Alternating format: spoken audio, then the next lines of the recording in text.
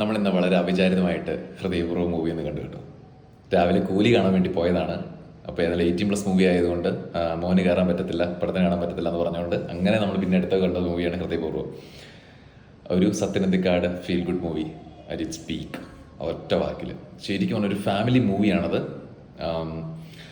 2.5 മണിക്കൂർ through out നമുക്ക് ചിരിക്കാനുള്ള ഒരു വകുപ്പുണ്ട് അതിനകത്ത്. ഞാൻ ഈ അശ്വന്ത് ഗോക്കിനെ പോലെ അത്ര വലിയ അങ്ങനത്തെ റിവ്യൂ പറയാൻ അറിയത്തില്ല. സാധാരണക്കാരൻ പടം കണ്ടു എന്ന് മാത്രം വിചാരിച്ചാൽ മതി. അതുകൊണ്ട് അതിൻ്റെ എഡിറ്റിംഗ് ശരിയല്ല, അല്ലെന്നുണ്ടെങ്കിൽ ബാക്ക്ഗ്രൗണ്ട് സ്കോർ ഇങ്ങനെ വേണം, അല്ലെന്നുണ്ടെങ്കിൽ ഇന്നയാൾ ഇന്നത് ചെയ്തു, അങ്ങനെയൊന്നും പറയുന്നില്ല. ത്രൂ ഔട്ട് എനിക്ക് ചിരിക്കാൻ പറ്റി. എനിക്ക് മാത്രമല്ല, തിയേറ്ററിൽ ഇരുന്ന ആൾക്കാരെല്ലാവരും ഭയങ്കര ചിരിയായിരുന്നു.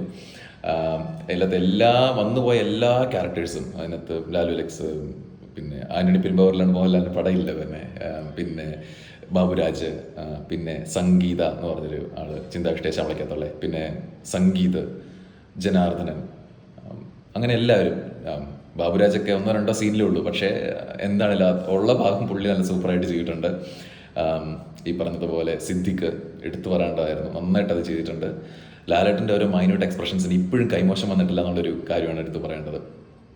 തുടരുന്ന എവിടെ നിർത്തിയോ അവിടെ നിന്ന് പുള്ളി പിന്നെയും തുടങ്ങി. അതിനകത്ത് ഈ നടുവേദന കൊണ്ട് ഇങ്ങനെ ഒരു സ്റ്റെപ്പ് ഇറങ്ങി വരുന്ന പോർഷനൊക്കെ ഉണ്ട്. ഞാൻ ഓർക്കും എങ്ങനെ ഒരു മനുഷ്യൻ ഇത്രയും മൈന്യൂട്ടായിട്ടുള്ള കാര്യങ്ങളൊക്കെ ഇങ്ങനെ ശ്രദ്ധിക്കണേ എന്നുള്ളതാട്ടോ. അത് ഒരു സ്റ്റെപ്പ് എടുത്ത് വേദനയുള്ള ഒരാളെ എങ്ങനെയാണോ വയ്ക്കുന്നത് അതുപോലെ ഇത് ശ്രദ്ധിച്ച് ചെയ്തേക്കുവാണത്. പുള്ളി അസാധ്യം, നമുക്ക് പറയേണ്ട കാര്യമില്ലല്ലോ അല്ലേ, ലാലേട്ടനല്ലേ. പിന്നെ അതുപോലെ തന്നെ സംഗീതിൻ്റെ കോമഡിയൊക്കെ നന്നായിട്ടിരുന്നു. കുറേ എക്സ്പ്രഷൻസ് ഒക്കെ പുള്ളി അതിനകത്ത് ഇടുന്നതെല്ലാം നല്ല രസമുണ്ടായിരുന്നു.